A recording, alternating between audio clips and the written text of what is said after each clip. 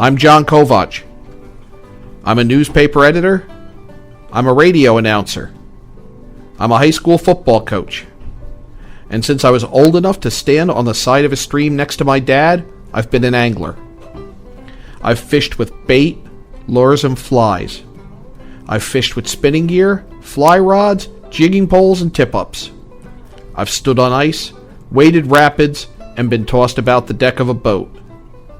And I want you to love fishing, be it freshwater or salt, heavy flows, high seas, or cutting through a foot of ice, as much as I do, no matter what the quarry, no matter the tactics, no matter the chosen tackle. Welcome to Yankee Fisherman.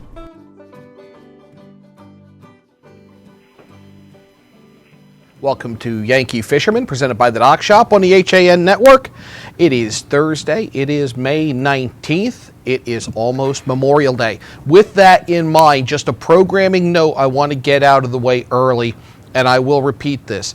Next week, we have a jam-packed schedule of FCAC playoffs. We will be a rerun, and we will be at noon next Thursday. I'll post updates at the Yankee Fisherman on the HAN Network Facebook page. I'll repeat it again during the show, but we're live today. Next Thursday, we will be a rerun, and we will be at noon. If you got any thoughts on the rerun, just post at Yankee Fisherman on the HAN Network on Facebook.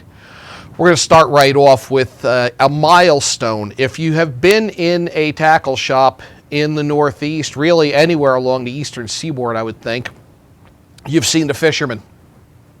You've grabbed it. And you've been doing that for a half century. And that is a great run in any media. Joining us by phone, Mike Caruso. He is the publisher of The Fisherman. Congratulations, Mike. A half century is a big deal. Yeah, thank you so much. It really is, and it's something that, it's extremely gratifying to be part of The Fisherman. I mean, I have been with The Fisherman as a publisher now for over 20 years, and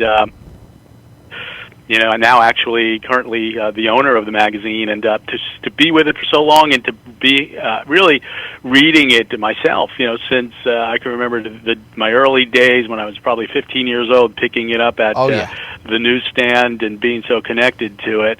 It kind of was the original interactive media, if you think about it, too, as people sent in their photos and they were published. Really an amazing milestone. I appreciate you having me on the show. Well, I appreciate you coming on, and I never thought of it, and that's absolutely true. If you think about it, fishing reports, fishing magazines like The Fisherman really is the early stages of interactive media, because you had people reaching out with their reports and photos. You were sharing it with other anglers. Really built the community of fishing that we have now. And like so many media success stories, The Fisherman starts off in a basement shop. Yeah, it did. I mean, the original owners, the Rena family, Rich Rena, was a printer by trade who loved to fish and was a great communicator, and began putting together what was a newsletter, more or less, and distributing amongst friends, sharing spots, sharing experiences. They were able to print many of those newsletters and start some distribution, and boy, did they become popular. It originated here on Long Island back in '66, and back in the 70s, he began the New England edition and the New Jersey edition. And it just was, something you really had to have. And your comment earlier about if you were in fishing and you've been to a tackle shop, you saw the book. And to this day, with over about 2,500 retailers selling the magazine, it's still very, very widely distributed, and it's graduated to be a multimedia asset type company now. I mean, we're reaching them through the magazine, but thefisherman.com and our newsletters that we sent out twice a week, our YouTube channel, all of our social media channels, and so it's kind of become this enterprise that is deeply steeped in everything fishing, I guess is the best way to kind of put it. But many of the elements from the beginning still remain in the magazine, and like the fishing reports, like the reader photos. Some of the same names are still glued to it as writers as well. So it's an amazing niche publication for the Northeast that just continues to get stronger. I mean, recently we really started work and bringing pages, and seeing now a raw newsletter look. It's really evolved in a good way. Yeah. Yep. I mean, people used to say we didn't mind if it was printed on a paper bag. It's the content, and it really is. I mean, content is king. But there are so many people shooting, with high resolution cameras. There's more opportunity to capture these days some amazing images, and so we're trying to leverage that. And once they get to the pages of the magazine, keep the definition of those images as high as you possibly can. But so it's been fun. 2 years ago I acquired the magazine, and there's many things we wanted to do to kind of evolve it even further, and the look of the magazine and what we do online has been some of the key initiatives of what people are seeing, and what is really kind of connecting even to a greater extent than the original product. But I mean, this 50th anniversary issue for us was another great milestone because it was one of the largest we've done.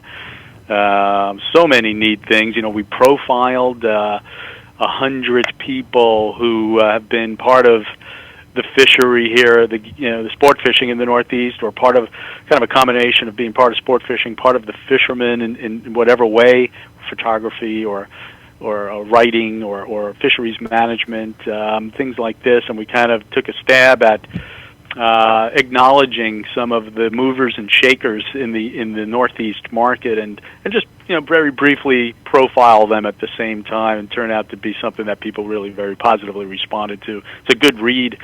But even the cover, we had original artwork commissioned, and try to be all inclusive with all the species from the Northeast, and really great artist Savio Mizzi. He's out in the East End of Long Island, and also a avid angler, was involved with the cover art, and amazing art. I mean, we're just so pleased with how the covers look. It is a beautiful cover. Yeah, we're selling these art prints, and not to have a go right sales ahead. plug, but it's so popular. We only had 50 signed prints, and we're up to the last few right now, and people really love that cover. But it's been fun. It's been kind of very there's an elation here when you get to a milestone like this, and so many people kind of dredge up their original memories of with the magazine, and how it's kind of helped them through the years, and how it continues to be a part of their lifestyle, and what they look forward to every week in terms of getting in the mailbox, or and these days, again, not just the physical mailbox, but what you get in your email box as well. So yeah, it's been great. It's really been fun, and that New England, your market up there, is definitely a strong foothold for us, and was so involved with fisheries management, marine conservation, always trying to be at the forefront of communicating awareness about those issues, and the people, the places, the fish of the Northeast is really what it boils down to, and that's what we're all about. I love the fact that you called the movers and shakers the fisherman family, because I think so much of fishing is about family. That jumped out at me. The other thing that really grabbed me was that you did an article looking ahead 50 years. It's a great idea. How did that come about? Well, Fred Galifaro, who's our senior editor, and I, we do a column called Tail End, and it's essay form type content, and we were kind of so much of the book included some of the history and some of the people who've been part of the family, and we definitely wanted to take a stab at what what, blue sky thought, what would the fishery look like 50 years from now? And Fred just did an outstanding job trying to articulate that. Very creative look. But lots of what he's saying in there kind of is based on some of the things we see now, the direction things are going now. And, and so very creative, visionary outlook. If you get a chance to read that, boy, it's... I've never remember seeing any kind of editorial that took a stab at where are we going to be in 50 years with the fishery. So, and it's something we need to think about. It's a creative process, It's creative, and it is something we need to think about. I was at a conference Friday about the Long Island Sound, and you hear some of the forecasts for the warming of the water, et cetera, and that is someplace that something that you have to think about the future of angling. Let's take a look at the present, though, and let's talk a little bit about the 2016 Dreamboat Challenge. Yeah, great. Yep. So thanks. Yeah, the Dreamboat Challenge is a contest that so many readers focus on. It's a real contest where this year our readers are accruing points based on 8 different species. We've got striped bass, bluefish, sea bass, blackfish, mahi-mahi, fluke, yellowfin tuna. I think I've got them all. And, they go out, they set out to catch fish, try to keep it fisheries friendly, so we have the minimum weights actually fairly challenging so that we're not needlessly having a mass audience like the fishermen to the scales to be weighed in, but so challenging enough just to enter a fish in those categories. And the guys who have the heaviest fish will get and are in first place for any one of those 8 species will get 10 points, and the second place guy gets 9 points, and so on all the way down to the 10th place guy who gets 1 point. The guys who collect the most points across the board is going to win a brand new Cobia 21-foot center console. Awesome prize. Great boats. Have been on them.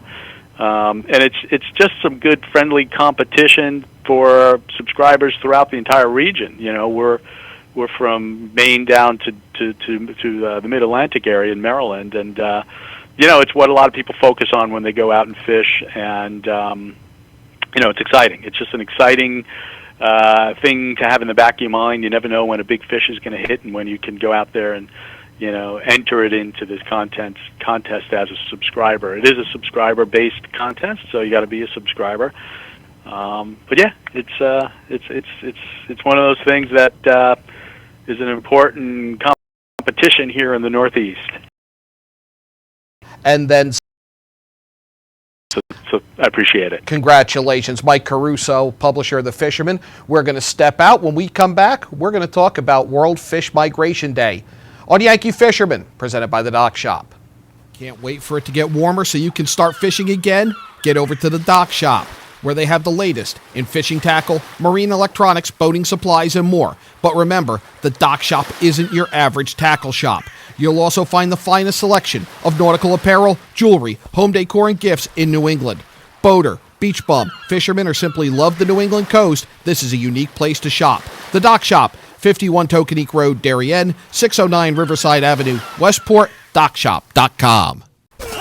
Had a sports injury or slip and fall that needs immediate care? Coastal Ortho Express Urgent Care gives you direct access to an orthopedic specialist fast without an appointment. Biking, golf, tennis, soccer, whatever the sports injury is, sprain or fracture, Coastal Ortho Express can help. Coastal Ortho Express Urgent Care open Monday through Saturday in the iPark building at 761 Main Avenue in Norwalk, or go to coastalorthoexpress.com. That's coastalorthoexpress.com. Like them on Facebook.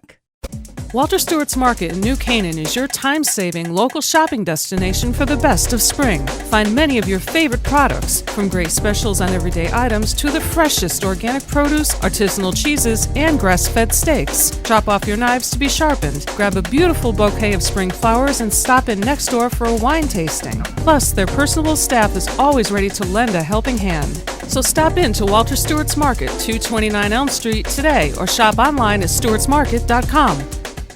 Mosquitoes, ticks, gone. Guaranteed. That's what Mosquito Squad guarantees as America's most trusted mosquito and tick control company. Locally owned and operated, over 90,000 homes have been protected by Mosquito Squad, using their dual protection method for season-long protection, which includes barrier spray service for eliminating mosquitoes and adult ticks, as well as supplemental programs to increase tick control. They use only USDA organic options, which are safe and non-toxic. Contact them today at www.squadctny.com or 203-893-4309. Mosquito Squad. No bugs, no bites, no kidding. Hi, I'm Rob Adams with my good friend Donald Eng, and we're the home team for Nutmeg Sports, Monday through Wednesday at 2 o'clock right here on the HAN Network.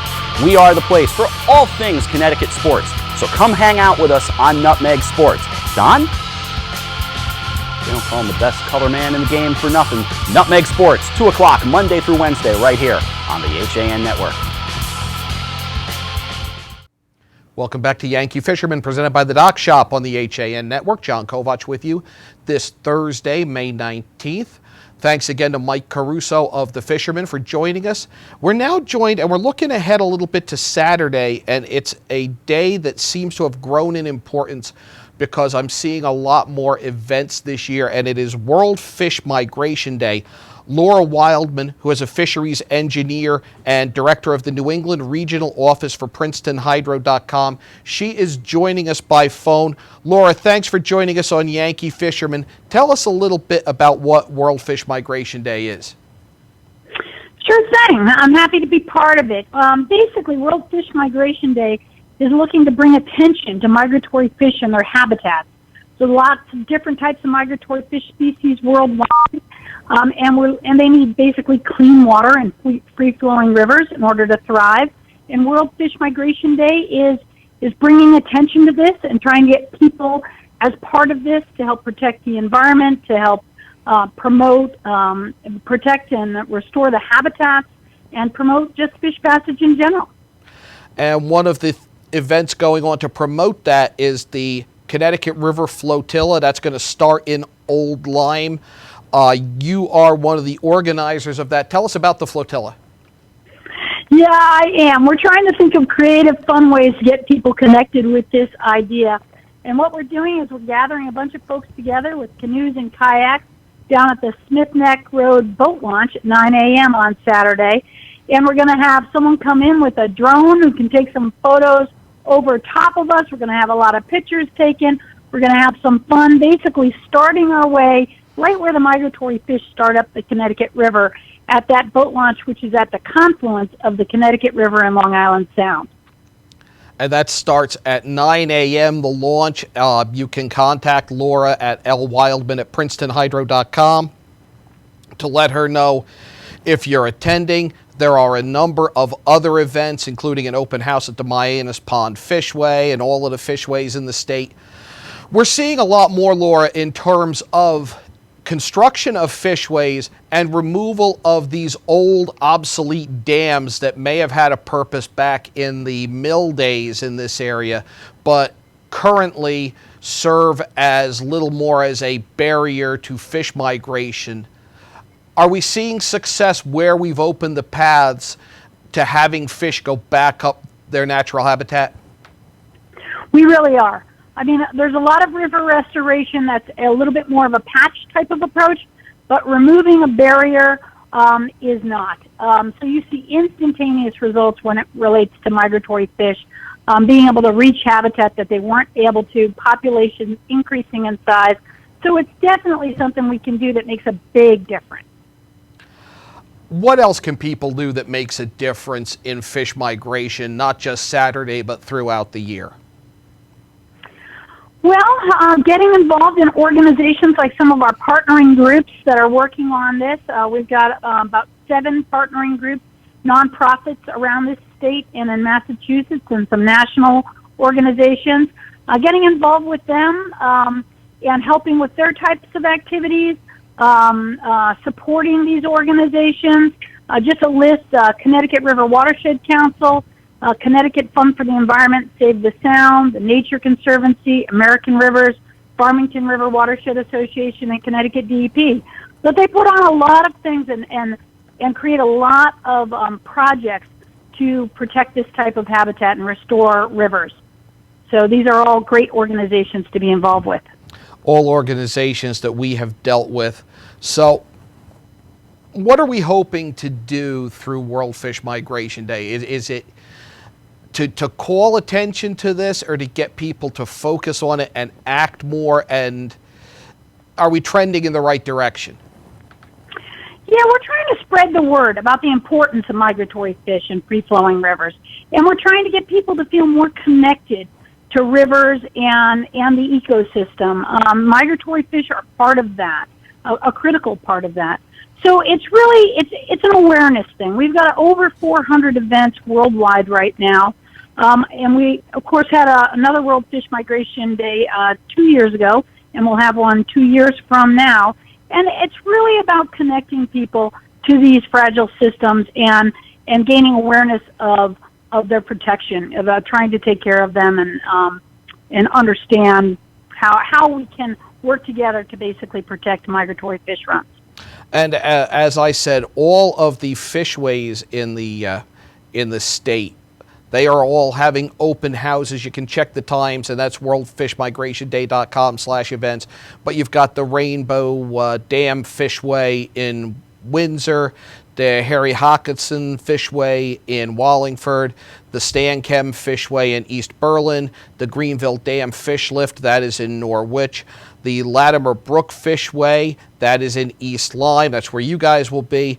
In Branford, you've got a fishway at Keach Brook, and then I will be stopping by the Mianus Pond Fishway to shoot some video there. And if you haven't been there, and I know, for example, Donald Lang, who works with us, has taken his daughter and been down to the Tingwe Dam Fishway. It's really a cool thing to take kids to see the fish make their way up back where they should be going. Yeah, my husband and I bring our kids down every year to see the runs. Another thing to note on the flotilla, too, we're going to be trying to dress up kind of fishy and maybe decorate our boats that way. So it's going to be fun. We're doing a tailgate picnic right afterwards. And that is, go give us the time and location again for those who are going to want to attend. Yeah, so we're meeting at 9 a.m. at the Smith Neck Road Boat Launch, and we'll probably paddle for a few hours, be back for the tailgate picnic around 11 a.m. or 12 p.m. And it shouldn't be that challenging of a paddle. It looks like the tide will be in. It will be good conditions for this. I think we'll have a variety of expertise, and we'll have some safety paddlers out there, too, helping out and watching out for folks. Good luck with that. I'd love to see some photos of the flotilla after the event. Of course. Laura Wildman, thank you so much for coming on to talk about the flotilla and about World Fish Migration Day. We'll have you back on soon. Oh, thank you so much. Bye-bye. When we come back, we'll talk about some more events this weekend on Yankee Fisherman, presented by the Dock Shop on the HAN Network.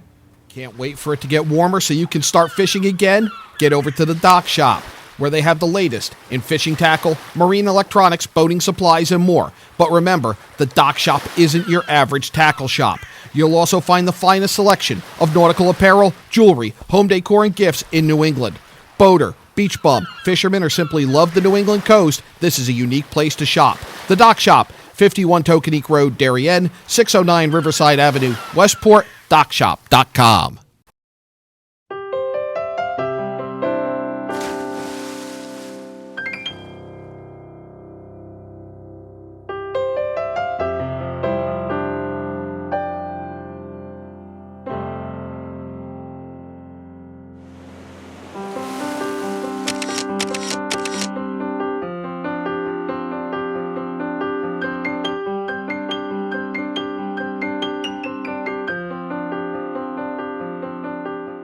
A Better View Window Cleaning Plus has been cleaning glass all over Connecticut for over 20 years. They also specialize in cleaning chandeliers, mirrors, skylights, tiles, and will power wash anything that needs cleaning. They hold an A+ rating with the Better Business Bureau and are fully insured and bonded. When you deal with a Better View, you're dealing with the best, not the rest. Call today for a free estimate, 203-284-8836, or visit them online, abetterviewcleaning.com. It's time to come back to hometown banking. where people are taken into account, not just balances. Where community comes first. A place where there's more than one kind of interest. Where automation will never replace consideration. Where they not only know your name, they know your dog's name too. It's time to expect more. It's time to bank well. Bank smart. Bank local. Bank well. I'm Kate Chaplinsky. Join us for Coffee Break, weekdays at 11 to get the latest Connecticut news, weather, high school sports, and more. News doesn't get any more local than on Coffee Break on the HAN network. You're watching the HAN network, and you're not alone. Nearly 1 million people have watched our live sports, news, and entertainment programming since the network launched in August 2015. Advertise on the network that reaches Fairfield County, Connecticut's most engaged audience. Contact Advertising Director Jessica Murrin at 203-273-7312 or email jessica@han.network. Welcome back to Yankee Fisherman, presented by the Dock Shop. Thanks again to Mike Caruso and Laura Wildman for coming on today's show. A few things coming up this weekend real quick. 3Tand, and I'm hoping I'm pronouncing that right, a Connecticut-based fly reel company, is working with the Yale Fly Fishing Club. They are having the International Fly Fishing Film Festival, or IF4. That is going to be at Yale at the Whitney Humanities Center tomorrow night, Friday, May 20th. The Yale Fly Fishing Club is a nonprofit. Profits will be split between Rivers of Recovery and Take a Vet Fishing of Connecticut, both organizations that we're going to do some stuff in. Doors open at 6. The films start at 7. Tickets online at $18 a piece or at the door for $20.